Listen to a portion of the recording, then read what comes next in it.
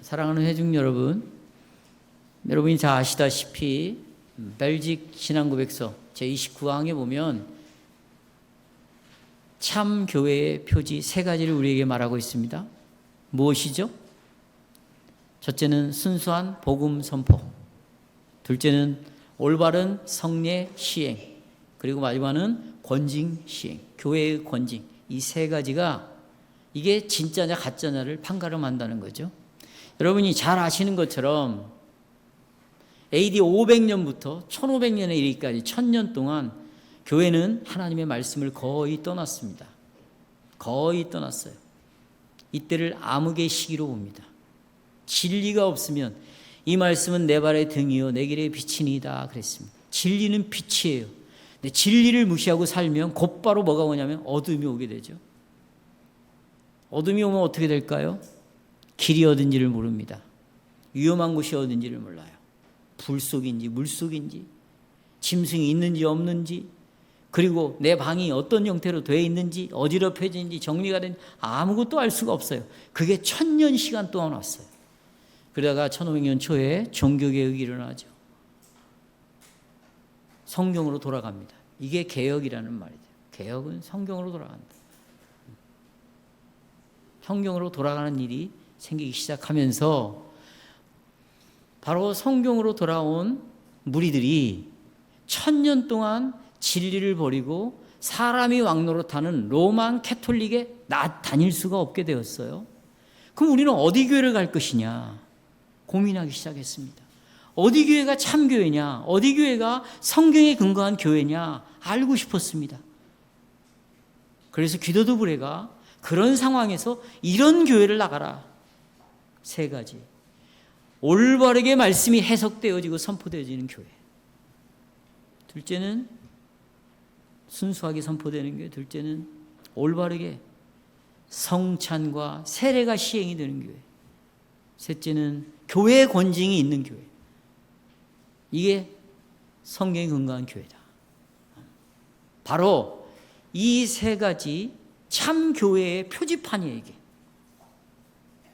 교회 와서 이 교회 성도 수가 몇 명인지, 찬양대 찬양이 얼마나 기가 막힌지, 얼마나 뭐가, 여러분 이건 교회를 설명할 수 있는 것이 아무것도 없어요. 이런 걸로는 교회를 설명할 수가 없는 거예요.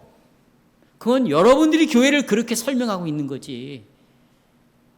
세 가지 표지. 그러면 이 표지를 드러내기 위해서 하나님은 우리에게 반드시 요구한 것이 있습니다. 그것은 장로를 세우라는 것입니다. 뭘 세우라고요? 장로. 그리스도 예수 안에서 사랑하는 형제자매 여러분, 왜 장로를 세워야 할까요? 훌륭한 장로를 세우면 그 장로에게는, 여러분에게는 없는 아주 신령한 것을 그가 가지고 있습니까? 그런 장로를 세우면 여러분보다 그 장로는 더 하나님과 가깝게 친밀하게 교제를 나누고 더 영적인 모습을 여러분에게 보여줍니까? 그런 장로가 이 교회를 다스리면 교회가 변화가 됩니까? 사람들이 변화가 돼요?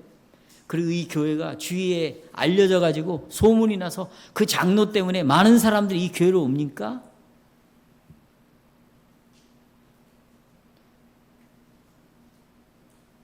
그럴 목적으로 장로를 세우고 있어요. 그러나 절대 오해하지 마십시오. 장로는요, 여러분에게 없는 무엇인가가 있는 사람이 아닙니다. 여러분에게 없는 새로운 것을 줄 수 있는 사람이 아니에요. 이미 여러분과 저가 가지고 있는 것이 있습니다.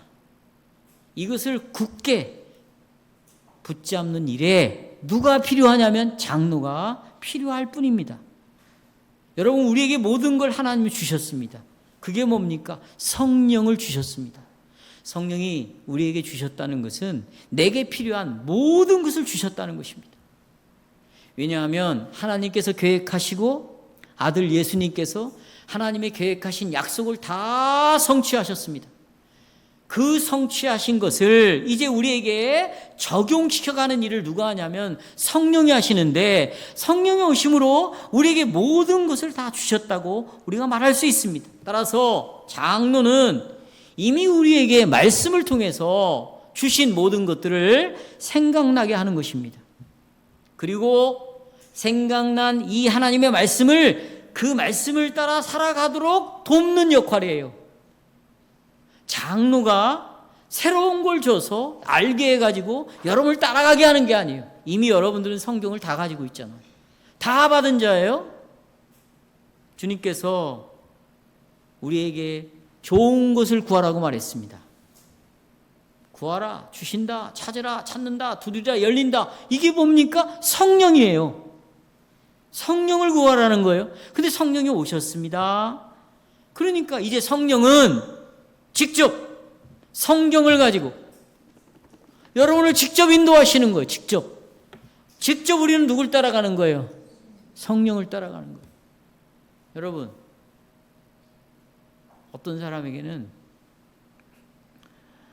큰 성령을 줬나요? 어떤 사람은 아주 작은 희미한 성령을 줬어요? 그것은 삼위 하나님을 모욕하는 행위예요. 하나님의 이름을 망령되게 부르는 행위입니다. 이건 큰 범죄예요. 동일한 성령이 왔어요. 여러분, 제가 가진 성경은 특별한 성경이에요? 열면 풀립니까? 열면 다 깨달아집니까? 똑같은 성경을, 계시의 말씀을 여러분에게 다 줬어요. 어떤 사람은 게으르고 나태하고 성경을 무시하는 거지. 어떤 사람은 게으르지 않고 부지런히 성경을 읽고 묵상하고 또 설교를 정신을 차리고 듣고 이해하고 깨닫고 그것을 자기 속에서 되새김질하고 부지런히 믿음으로 받아들이는 거, 이 차이인 거예요. 그러니까 책임이 누구에게 있는 거예요? 자기에게 있는 거지. 그게 다 심판의 대상이 되는 거예요. 마지막 카운트 앞에서 다 계산을 하실 거라. 너 뭐다가 왔냐? 너 예배 시간에 무슨 생각하고 설교를 들었냐? 내가 그렇게 너희들과 함께 살아서 역사하는 것을 너는 영적인 눈을 떠서 보지 못했냐? 뭐다 왔냐 너는? 밥벌이 수단으로 직장에 가서 죽도록 일하고 그 월급 몇 푼 받으려고 내가 너를 죗값을 갚아 치르고 내가 너를 구원시켰다고 너는 그렇게 생각하고 있냐? 이 물으실 거라고 다. 그걸 지금 제가 대신 여러분에게 뭐 하고 있어요? 묻고 있는 거죠. 그렇죠? 대신 묻고 있는 거예요.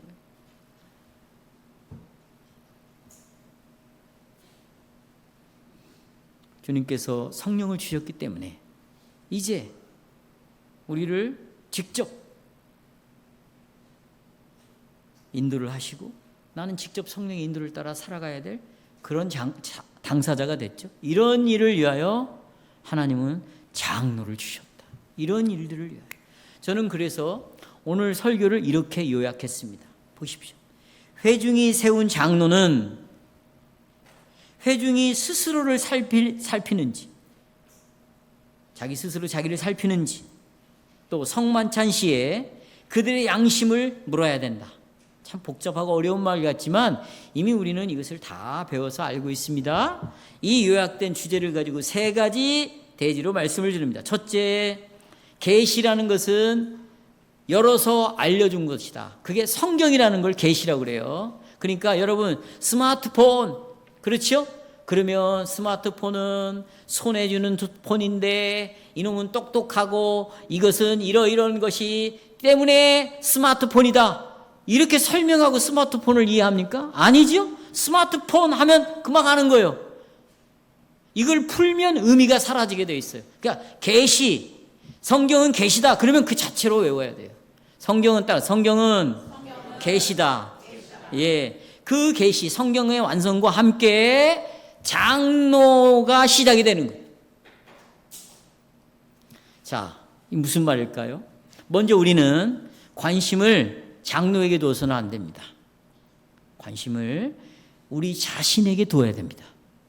왜냐하면 회중이 여러분들이 장로를 위해서 있는 게 아니고 장로가 회중을 위해서 있기 때문에 먼저 관심을 우리 자신에게 두어야 됩니다.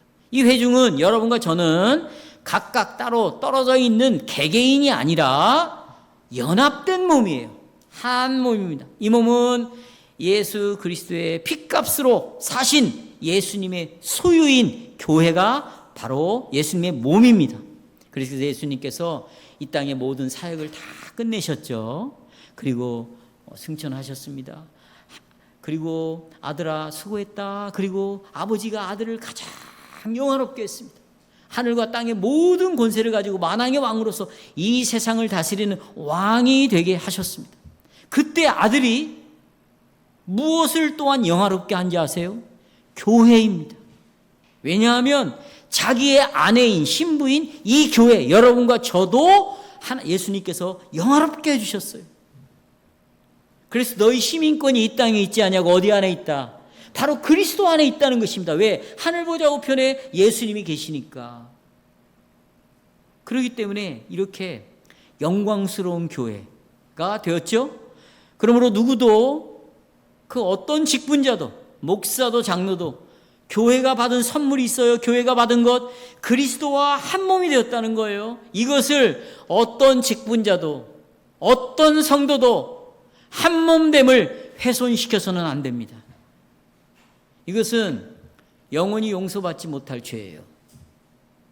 교회를 나눈다든지 교회를 쪼갠다든지 교회를 훼손시킨다든지 교회가 그 사람으로 인해서 분열이 생기고 당이 생긴다든지 이것은 성령을 해방하는 죄입니다. 하나님이 한 몸을 이루게 한 것을 그가 뭐 하는 거예요? 나누는 행위죠. 여기를 훼손시키면 안 돼요. 목사도 장로도. 주님께서는 바로 이런 예수 그리스도와 머리된 그리스도와 한 몸이 된 이렇게 예수님과 한 몸이 되어서 이 친밀함을 계속 유지하도록 선물을 주셨어요. 그게 바로 계시인 성경을 선물로 줬어요. 이게 첫 번째 선물이에요. 이 하나됨을, 교회의 하나됨을 유지하기 위하여 뭘 줬다? 성경을 줬어요. 이 성경이 하나됨을 유지시켜주는 거예요. 성경을 놓잖아요? 하나됨은 깨지게 되어 있습니다. 이때 성경을 버리면 사람의 말들이 나오고 사람의 생각이 나오기 시작하겠죠? 그러면 100명이면 생각이 몇 개야? 100개지요. 교회가 어떻게 몇 갈래로? 100갈래로 찢어지게 되어 있어요. 가정도 똑같아요. 가정에서 성경이 희미해지고 왕노릇하지 못하면 자꾸 사람의 생각을 말하는 거예요. 남편의 생각, 아내의 생각, 자식의 생각. 그러니 이 교회, 이 가정이 편할 날이 없는 거예요. 지옥이죠. 이걸 지옥이라고 말하는 거예요. 혹시 여러분의 가정은 천국입니까? 지옥입니까? 그 차이가 어디 있다고요? 성경을 어떻게 대하느냐에 있어요.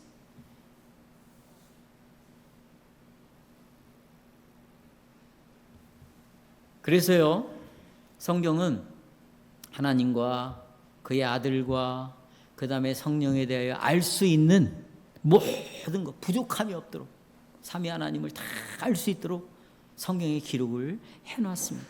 그러니까 성경은 내가 궁금해하는 것을 풀어주는 책도 아니고 내 필요에 의해서 이런 내용이 있으면 좋겠다라고 쓰여진 책도 아닙니다.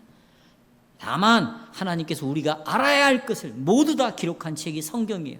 그런데 놀라운 일이 있어요. 하나님은 우리에게 성경 66권만 주신 것이 아니라 그 성경과 더불어 장로도 함께 주셨다는 겁니다. 성경과 함께 누구를 줬어요? 장로도. 자, 여러분, 장로를 통하여 성경을 주신 것이 아니라 성경을 주실 때 이 성경과 딸려왔다고 그러잖아요, 여러분. 딸려서 누구도 줬어요? 장로를 주셨다는 것이죠. 특별히 신약시대의 장로는 하나님께서 구약에는 선지자를 통하여 하나님의 계시를 줬죠. 성경을 기록하게 했죠. 신약에는 사도들을 통하여 교회에게 주신 이 계시인 성경 속에서 자기 직분을 찾는 거예요. 왜냐하면 성경을 딸려서 장로가 왔기 때문에 성경에서만 목사를 찾아야 되고 성경에서만 장로의 직분을 생각해야 된다. 여기서 벗어나서는 어떤 직분도 생각할 수가 없습니다. 어떤 직분? 하나님의 계시는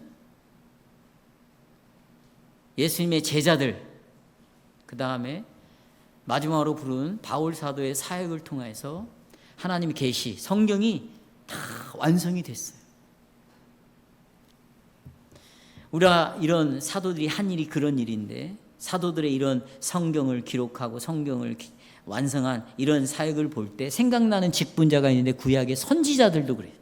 그게 유사한 거죠. 구약에는 선지자들이 하나님으로부터 계시를 받아서 알려주셔가지고 이것을 다 성경으로, 모세 오경, 창세기, 출애굽기, 레위기, 민수기, 신명기는 모세가 하나님으로부터 계시를 받아서 이걸 다 기록을 했단 말이죠. 그러니까 신약의 사도와 아주 유사하지만, 하지만 이 사도는 구약의 선지자들과 달라요. 사도는 예수님과 함께 생활을 하면서 예수님의 행동을 다 눈으로 보고 예수님의 말씀하시는 말씀을 귀로 다 들으면서 예수님과 함께 생활을 했어요.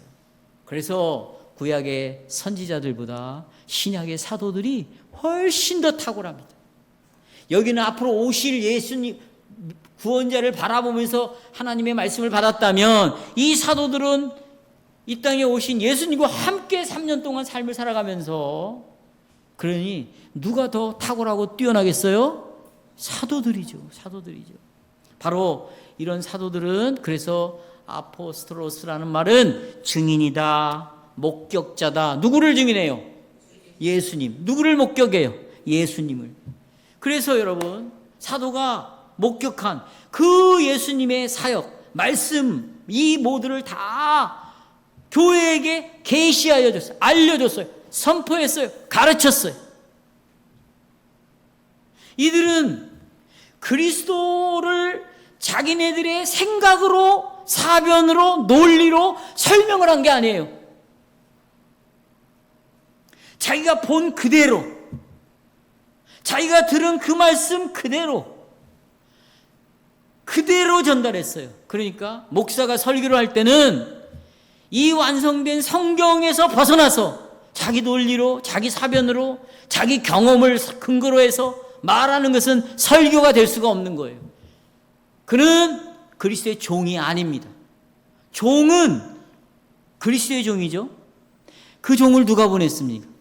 그리스도가 보냈어요. 그러면 그리스도가 하신 말씀을 그대로 전해주는 거예요. 여러분도 이 들었어요, 말씀을.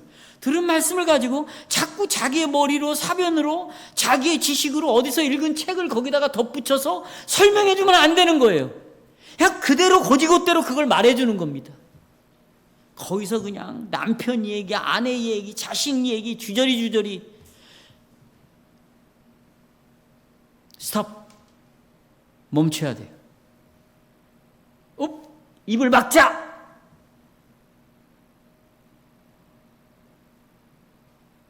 설교가 그렇게 선포돼야 되고요. 성도의 교제가 그렇게 이루어져야 되고요. 왜요? 그 예수께로 받은 그 계시를 교회에게 설교로, 가르침으로, 선포함으로 말미암아 교회들이요, 머리 대신 예수님을 영접했어요. 구원을 얻었어요. 생명을 얻었어요. 그리스도만이 유일한 우리의 답인 것이에요. 이 교회의 답은 누구예요? 예, 그렇습니다, 여러분.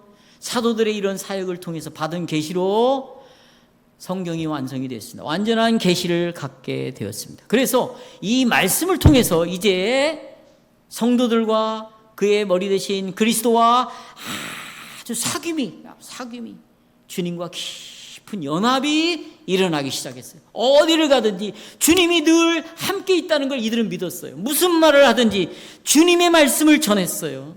무슨 생각을 하든지 주님의 생각을 내 생각으로 가지고 있었어요. 그러니까 이들은 주님과 절대로 자기의 삶 자체를 분리하지 않았다. 늘 사귐을 가지고 있었다. 여러분, 지금 저를 보세요. 제 몸을 한번 보세요. 제 장기들은요, 여기 보세요. 보이지는 않지만 제 장기들은 자기네들끼리 계속 사귐을 누리고 있어요. 이 안에서. 제가 오늘도 정말 감사하구나. 내 장기들이 하나님의 창조의 질서를 따라 이 안에서 자기네들끼리 간, 폐, 췌장, 공파, 그런데 사귐이 이루어지지 않잖아요. 그럼 어떻게 돼? 그 사람은 죽는 거예요. 죽은 사람은 사귐이 없는 거예요. 산 사람만 유기적으로 서로가 생명을 주고받는 거예요. 생명은 그런 뜻이에요. 예수 그리스도가 나에게 생명을 주셨다, 영생을 주셨다, 그 말은 시간적으로 오래 살게 했다, 이게 아닙니다. 여러분, 이런 식으로 오래 살면 그건 저주지. 그걸 영생이라고 말하는 게 아니에요. 성경에서 말하는 영생이라는 단어가 그런 의미가 아니에요. 영생은 뭐냐? 생명은 뭐냐? 생명이 영원하다는 게 영생인데, 생명이 뭐냐? 계속 장기가 자기네들끼리 사귀는 것처럼 우리는 누구와 사귀는 거예요? 예수님과 계속해서 교제가 이루어지는 거예요. 교제가 연합해서 주고받고 이게 생명이고 계속되는 걸 영생이라고 말하는데, 여러분이 영생이 죽어서 얻는 게 아니고 예수를 믿을 때 주님과 뭐가 이루어져요? 사귐이 이루어지는 거죠. 지금 이루어져야 되는 거예요. 지금 내가 어떤 일을 결정할 때, 내가 어디를 가야 할 때, 내가 뭔가를 선택할 때, 내 머리로 분석하고 관찰하고 사람들이 보는 방식으로 나도 이걸 선택해야 돼, 그건 죽은 자들이 하는 것이지. 주님과의 사귐 속에서 주님, 당신은 뭘 원하죠? 내가 어떻게 하기를 원하죠? 그렇군요. 이게 영생인 거예요. 이게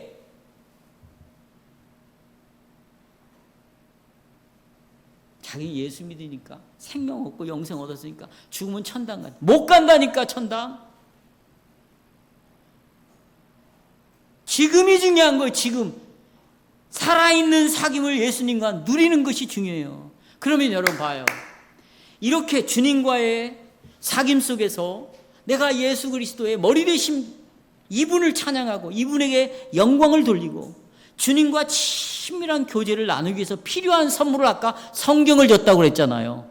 그러니까 교회가 받은 계시를 풍성하게, 첫째 풍성하게, 이렇게 풍성한 계시의 말씀을 목사가 말이죠, 자기 해석으로 아주 그냥 찢어지게 가난하게 해석을 해보세요. 그리고 올바르게 해석을 해야 돼요. 그런데 자기식대로 해석을 해보세요. 어떤 일이 벌어요? 그래서 교회가 받은 계시를 이제 이런 풍성한 주님과의 교제를 위해서 바르고 풍성하게 해석을 해야 돼요. 이것이 교회의 제일 중요한 역할인 거예요. 제일 중요한 역할인 거예요. 근데 우리는 이것을 쓰레기통에 버렸다는 거예요. 목사들이 너무 바빠요. 성도들이 성경 볼 시간도 없어요. 정신이 없어. 시간 있으면 핸드폰 봐야 되고, 띵동 소리 나면 그거 봐야 되고, 전화해야 되고, 확인해야 되고. 이건 다 정말 이 시대의 기계 문명이 우리를 이렇게 만들어놨어요. 그게 신이라는 거예요. 호모데우스, 신이라는 거예요. 신.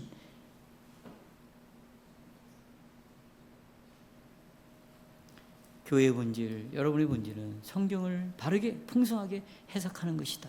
다시 말해서 이렇게 성경을 지금 해석합니다. 그리고 여러분에게 적용을 합니다. 그리고 이 성경에 이 언약의 말씀을 선포하는데 거기는 여러분과 저에게 요구하는 것이 있어요. 요구. 자, 첫째는 이 말씀을 바르게 해석해서 선포한다. 그리고 선포된 말씀은 여러분에게 이제 요구를 해요. 너 이렇게 믿어야 된다. 하나님이 이런 분이다. 이렇게 알아야 된다. 요구를 할 때, 자, 두 가지 직분자가 필요한 거예요. 성경을 바르게 풍성하게 해석하려면 목사라는 장로가 필요하겠죠. 그렇죠? 그 다음에 또 하나, 이 선포되어졌을 때, 성경을 여러분이 읽었을 때 여러분에게 요구하는 거, 요구, 반응을 보여야 되죠. 그때 잘 반응할 수 있도록 돕는 장로가 필요한 거예요. 그러니까 성경과 함께 딸려서 말씀을 선포할 수 있는 목사 장로를 주시고, 설교를 들었을 때, 성경 읽었을 때 여기에 정상적으로 반응을 할 수 있는 장로가 필요하다는 거예요. 장로가. 만약에 뭐 이런 거 말할 필요가 없겠죠. 그래서 여러분, 구약의 모든 선지자가 해야 할 일은 이제 끝났어요. 성경이 완성이 됐으니까. 또 신약의 사도들도 다 끝났어요. 왜? 성경이 완성이 되니까. 그들이 이 땅에 사라지면 또 선지자를 세우고 또 사도를 세웁니까? 단회적이에요. 한 번으로 다 끝나는 것이죠. 분명히 신약의 사도들은 성경을 완성하는데 큰 하나님의 도구로 사용됐어요. 성도 여러분, 성경에다 더 추가할 것이 있을까요? 그러니까 꿈 얘기 그만하셔야 돼요. 뭘 추가해요? 자기 얘기 그만하셔야 돼. 왜 성경을 계시에다가 더 합니까? 생명책에 지워버린다고 그러잖아요. 이것이 부족해서 자기 얘기를 거기다가 덧붙여야 되겠어요? 하나님이 이런 분이다, 이렇게 해주셨다.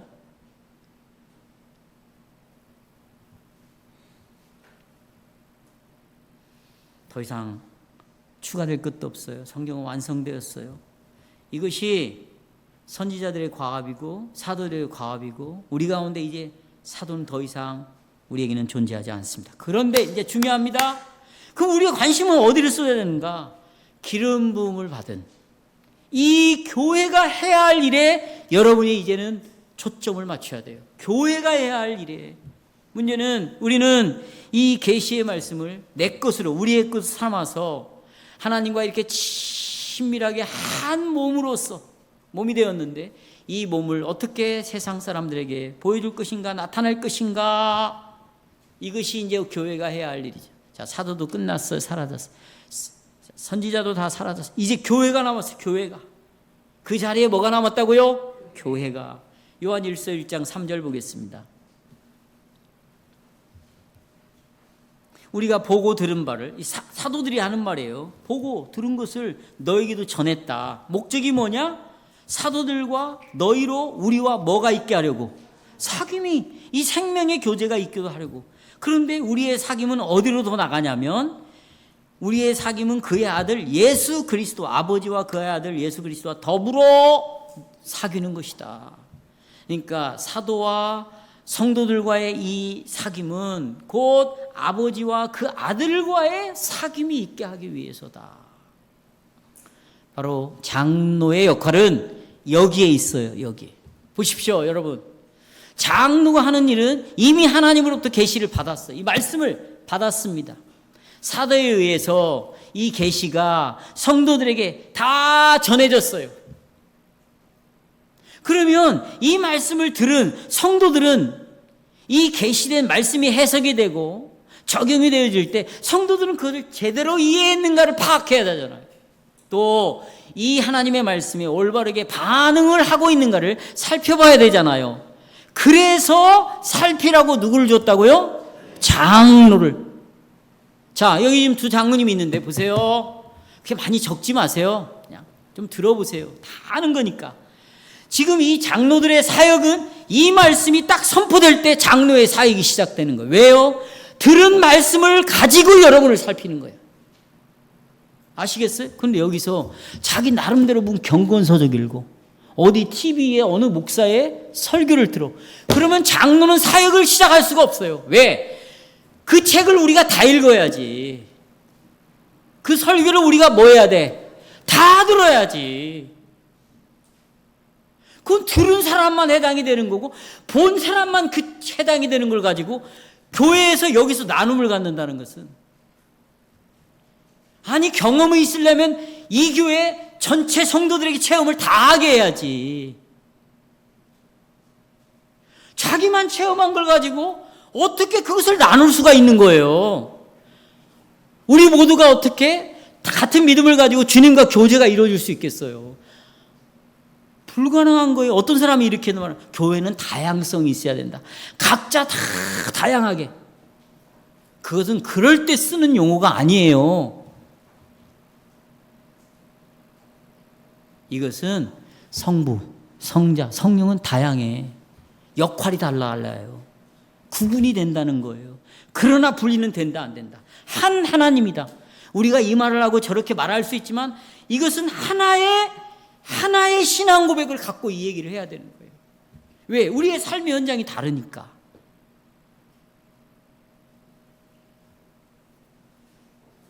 그러므로 누구도 장로에게서 계시된 말씀 위에 다른 것을 기대하면 안 돼요. 목사에게도 장로에게도 이 성경 위에 다른 것을 기대하면 된다, 안 된다? 안 된다. 장로는 회중들이 알지 못하는 것, 또 받지 못한 것을 더 가지고 있지 않습니다. 장로는요, 여러분 잘 들으셔야 돼요. 사도들이 우리에게 계시의 성경을 줬잖아요. 이 말씀을 똑같이 받은 성도 중에 하나에 불과한 거예요.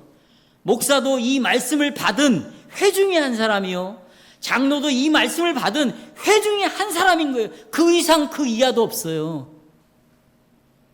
여러분과 똑같아요.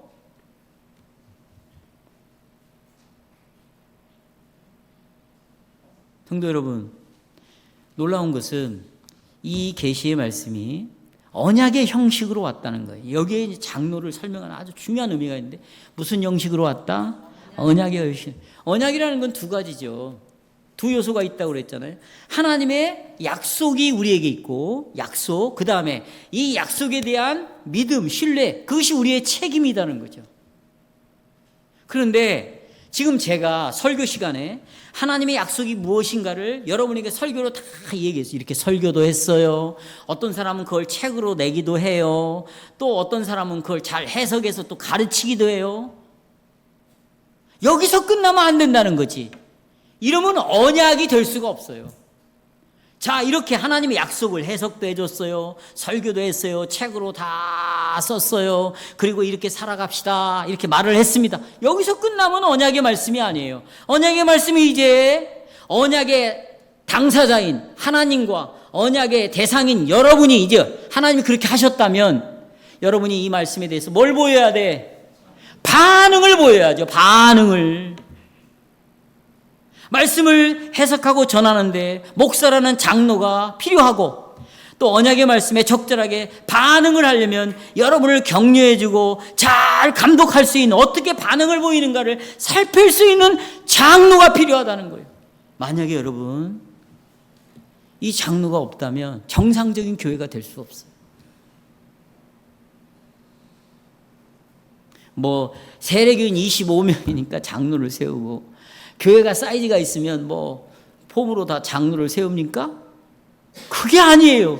언약의 말씀 앞에 약속이 선포됐으면 이 약속에 대하여 반응을 하는 성도들을 살필 감독자가 필요한 거예요. 그걸 하나님은 장로로 세웠다는 거예요. 그러니까 말씀 떠나서는 말씀과 함께 장로가 일을 하기 시작하는 거지. 가정에서는 누가 장로일까요? 아버지, 남편이, 아니면 그 가정의 누군가가 이 역할을 하는 거예요. 이 역할. 그래서 개혁교회는 예배를 마치고 저녁이 되면 다 가족들이 들은 말씀을 가지고 아버지가 아니면 누가 다 살피는 거예요. 오늘 설교 제목이 뭐였냐? 대지는 뭐였냐? 이 말씀에서 강조하는 것이 뭐냐? 너는 이 말씀 앞에 그러면 네 자신이 어떻게 네 자신을 살피고 있냐? 이게 정상적인 하나님이 세우신 가정인 거예요. 언약을 이해하셨다면 이런 교회 안에서나 가정에서 이런 일들이 일어나야 되는 것이죠. 두 번째로, 자, 계시의 말씀과 함께 장로가 우리에게 주어졌다. 이제 이해하시겠죠? 두 번째, 목자는요, 장로는 양떼에 속한 자예요. 양떼 위에 있는 자가 아닙니다. 앞에서 말씀드렸지만 교회가 계급주의에 빠지지 않도록 정말로 조심해야 됩니다. 목자는요, 목사, 장로는 양의 소유자가 아니에요. 양을 지배하는 자가 아닙니다. 양을 자기가 막 끌고 다니는 게 아니에요. 저는 설교하고 딱 내려가면 나는 여러분과 똑같은 양이에요. 회중의 한 사람인 거예요. 이 선생님 불러도 상관없어요. 종근아 불러도 상관없어요. 형제요 불러도 무슨 상관이 있습니까? 네? 장로는 양들이 목자이신 예수 그리스도를 영화롭게 하고 또 예수 그리스도를 성숙하게 자라도록 돕는 사람입니다. 굳이 이 장로의 소속을 말한다면 양떼에 속한 자예요. 어디에 속한 자?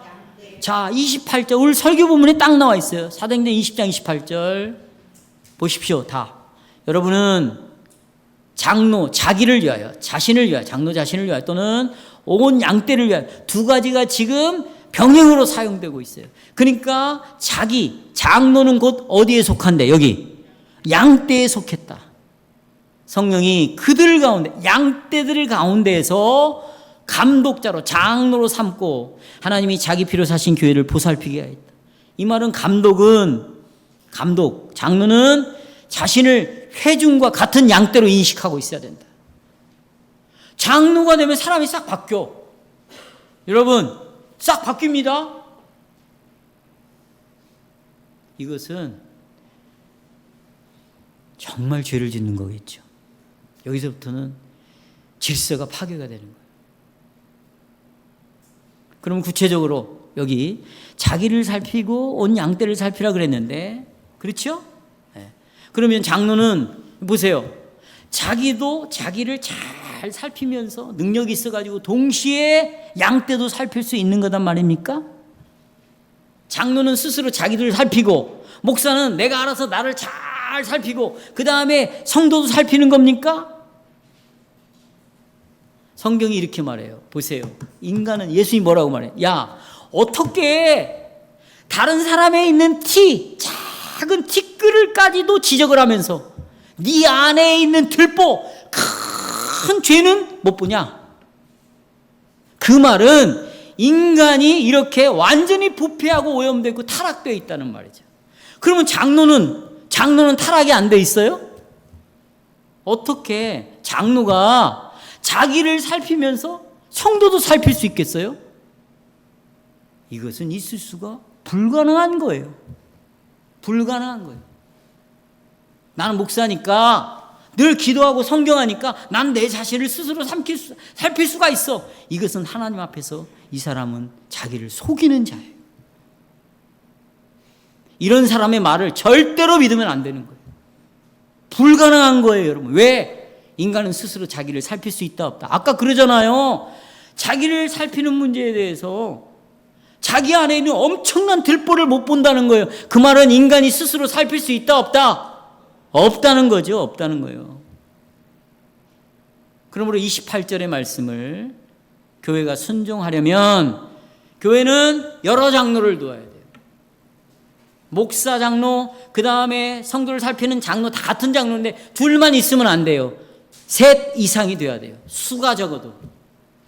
아시겠어요? 왜냐하면 보세요. 그래서 잘 들어보십시오. 한 장로가 다른 장로들을 포함해서, 예를 들어 김태영 장로님이 나머지 이 목사, 여기 정승훈 장로를 포함해서 모든 회중들을 살펴야 합니다. 그래서 장로도 역시 다른 장로가 살피기 시작할 때 그 다른 장로 아래에 양떼로 서 있어야 돼요. 저는 장로들부터 신방을 받습니다. 그러면 그때 저는 양떼 안으로 들어가는 거예요. 나는 그때 뭐가 되는 거예요?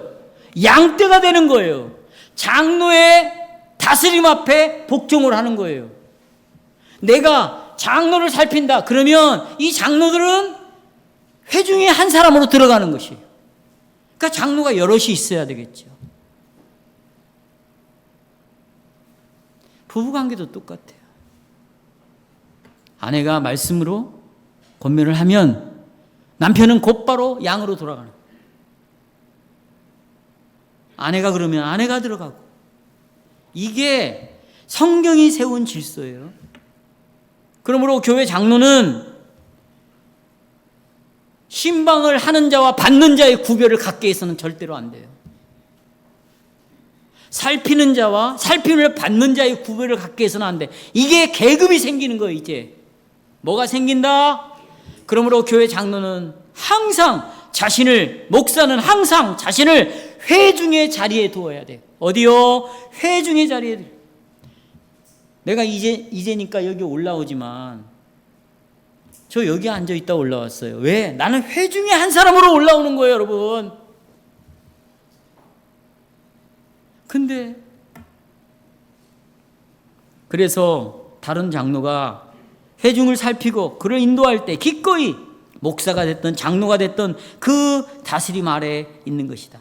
그래서 이 장로들이 다스리는 목표는 뭐냐? 이 양떼들이 목사를 비롯해서 다른 장로들도 성경에서 절대로 떠나지 않도록 하는 것이 장로의 목적이에요. 어디에서 떠나지 않도록? 성경에서 떠나지 않도록. 그러나 문제는, 성도 여러분, 문제가 있어요. 장로가요, 여기 귀담아 들으셔야 돼요. 여러분들을 다 살필 능력이 전무해요. 없어요. 아무리 성경을 많이 알고 아무리 똑똑한 목사 할아버지라도 여러분을 살필 능력이 조금 있다가 아니라 전무합니다. 왜요? 보십시오. 인간의 마음이 부패했는데 하나님이 뭐라고 말했냐면, 이 마음을 누가 알겠냐고 그랬어요. 이사야한테. 인간의 아주 작은 죄악이라도, 아주 작은 거짓된 마음이라도 어떤 장로도 알 수 있다 없다? 없어요. 절대로 가질 수 없어요. 그래서 결국은 여러분 자신은 누가 살펴야 되냐? 여러분이 직접 살펴야 돼요. 이게 아주 중요한 개혁교회의 핵심 가르침입니다. 여러분 자신은 누가 직접 살펴야 된다? 이 말은 그러면 문제가 있으면 내가 개인적으로 주님과 1대1의 기도를 통해서, 개인적인 신앙을 통해서 이런 문제를 해결하라는 말인가? No! 이건 아주 위험한 거예요. 내가 개인적으로 찬송을 부르고, 개인적으로 내가 성경을 보고, 개인적으로 기도하고, 이런 것을 하나님은 신뢰하지 않아요. 왜요? 여러분이 기도하면서 성경을 읽으면서도 누구를 속일 수 있어요? 하나님을 속입니다. 자기에게 가면을 쓰고 마치 아주 심각한 죄악이 있고 불순종하는 것들이 있는데 그런 것들을 인간이 못 보고 있는 거예요. 그리고 그런 걸 지적하면은요, 우리는 싫어해서요, 자기가 좋아하는 말씀만 아멘으로 받는 거예요. 성경 66권을 하나님의 말씀 전부로 받는 것이 아니라 일부는 받아들이고, 내가 나를 기분 나쁘게 해 성경이, 설교가 그런 마음을 딱 닫는다. 그럼 그 사람은 성경을, 계시를 하나님의 말씀으로 받지 않는 거지. 그런데 그런 마음을 갖고 있는 우리가 개인적으로 말씀을 읽고 묵상하고 큐티를 하고 자기를 살핀다? 여기는 너무나 위험한 요소가 많이 있어요. 그래서 그 사람의 신앙의 경건함을 어디서 확인해야 되냐? 이 교회 생활 안에서만 확인할 수 있어요. 어디에서? 교회 생활 안에서. 교회 생활 안에서. 그 생활 안에서 확인할 수 있는 게 뭐냐? 성찬 예식 때, 성찬 예식이 10월 5일 날인데 그 예식서를 따라서 이렇게 말합니다. 그 예식 때, 여러분 우리 모두 하나님이 우리에게 이미 성경으로 말씀하셨습니다. 그리고 그것을 우리는 다시 여러분에게, 목사가, 장로가 다시 여러분에게 말합니다. 여러분 개인이 여러분 자신을 지금 살펴보십시오. 이 말을 해주는 거예요. 이 공동체 안에서, 교회 안에서, 공적인 신앙 고백 안에. 그러니까 그 사람의 신앙은 교회 안에서만 확인할 수 있어요. 특별히 예배를 통해서만.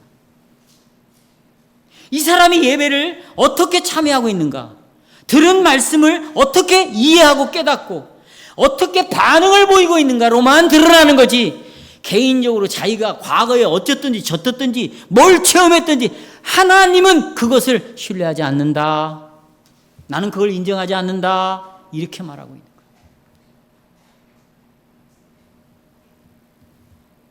그러니까 장로가 여러분 각자의 내면을 꿰뚫어 보지 못하는 거에 대해서, 뭔가 이게 시원하지 않다는 거에 대해서 불만을 가지면 절대로 안 닿아요. 왜냐하면 자기를 살피는 일은 누구의 일이다?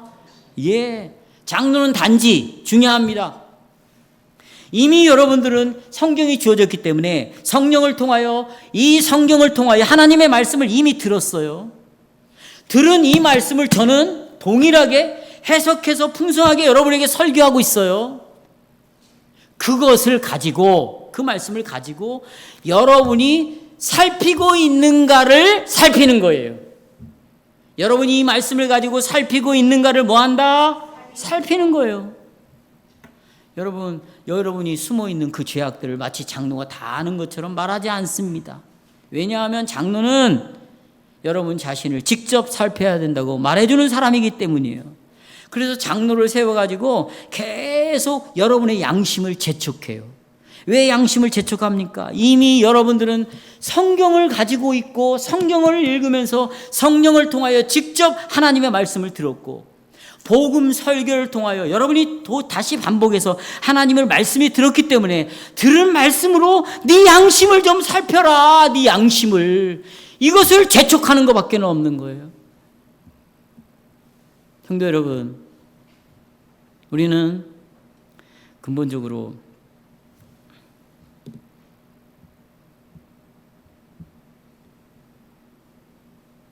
이해하시겠습니까? 세 번째 마지막으로, 그래서 우리의 양심을 장로의 교훈과 어디 아래 두어라. 세 번째, 셋째, 우리의 양심을 장로의 교훈과 어디 아래? 없어요.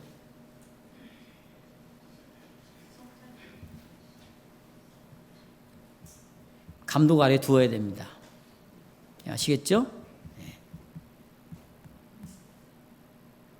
그러니까 이것이 이제 성찬 씨의 자신을 살피라고 요구하는 장로의 사역이다, 그런 뜻이에요. 아시겠죠? 다 같은 말입니다. 장로의 감독 아래.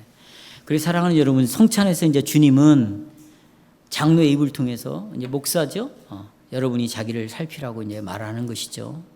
하지만 장로는 여러분이 거짓되고 오염된 여러분의 마음을 몰라요. 또 여러분이 진심으로 자기를 살피고 있는지도 우리는 알 수가 없어요. 그러니까 여러분 자신이 여러분을 살피라고 요구하는 것입니다. 그런데 여기서 중요한 것이 있습니다.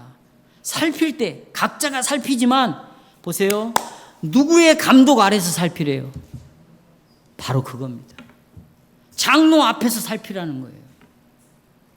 혼자 살피면 안 된다는 것입니다. 여러분, 장로나 이 다른 성도들은 여러분의 양심을 대신해 줄 수 없어요. 우리 양심이 반드시 내가 살펴야 될 그 일을 장로가 대신 해줄 수 없어요. 그러므로 여러분의 양심은 장로들의 가르침, 이 설교 안에서만 자유할 수 있는 거예요. 장로들이 이 말씀을 가지고 여러분을 감독할 때만 비로소 여러분의 양심이 자유를 누릴 수가 있는 것입니다. 특별히 성찬 예식문을 통하여 하나님은 가르치는 장로를 시켜서 자신을 살피라고 계속 촉구를 하는 것이죠. 또 장로가 신방을 통해서 여러분을 살핀다 할지라도 다 살필 수가 없어요. 극히 일부만 살필 것이에요. 왜? 여러분의 양심을 알지 못하기 때문이에요. 그러니까 모두가 교회에 와서 언약의 표인 이 떡과 잔 앞에 믿음으로 내 양심을 까 벌려서 과연 내가 얼마나 죄와 비참한 죄인인가를 살펴왔는가? 여기로부터 유일한 구원자가 예수라는 것을 확실히 믿고 있는가? 그리고 믿음으로 구원을 얻은 자가 정말 감사함으로 내가 하나님 앞에 즐거움을 다하여서 율법에 순종하고 있는가? 이것을 살피라고 말하고 있는 거고. 그렇죠?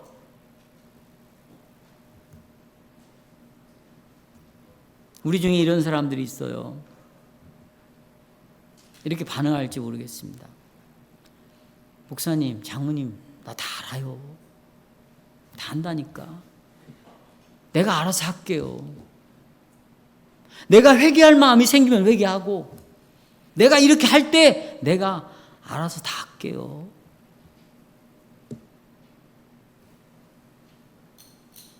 이것을 하나님이 인정하지 않는다는 거예요. 내가 알아서 한다는 말을 하나님이 믿는다, 안 믿는다? 믿는다. 이런 생각을 갖고 있으면 신방이 불편한 거예요. 내가 알아서 할 텐데, 내가 알아서 다. 그러나 장로의 신방이나 이 성찬은 명령하는 거예요. 여러분의 양심을 그리스도의 통치 아래 두어라. 근데 내가 통치하는 방식은 목사의 복음 설교를 통하여 장로들의 신방을 통하여 내가 통치한다. 하나님은 더 이상 우리를 신뢰하지 않습니다. 장로를 세우라는 말은 내가 아무리 선한 양심을 가지고 있어도 이 양심으로는 내가 정직하게 내 자신을 살필 수 없다는 이야기예요. 그러니까 누가 필요하다?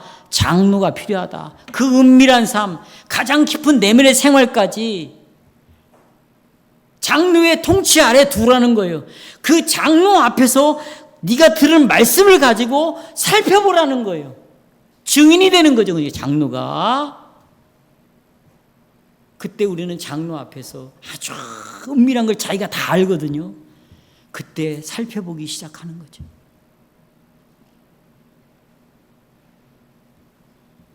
말씀을 맺겠습니다. 장로는 복음 설교를 통하여 또 신방을 통하여 정말 여러분의 양심이 이 말씀으로 계속 조명, 빛을 받고 있어서 이 양심이 지금 계속 말씀을 통하여 살아 움직이고 있는가를 살필 것입니다. 또 장로는 여러분이 거짓말로 성경도 속이고 하나님을 속이고 사는 사람인지, 아니면 진실되게 성령의 역사로 말씀을 신뢰하고 진심으로 성령을 통하여 이 말씀으로 자기를 살피고 있는지를 물을 것입니다.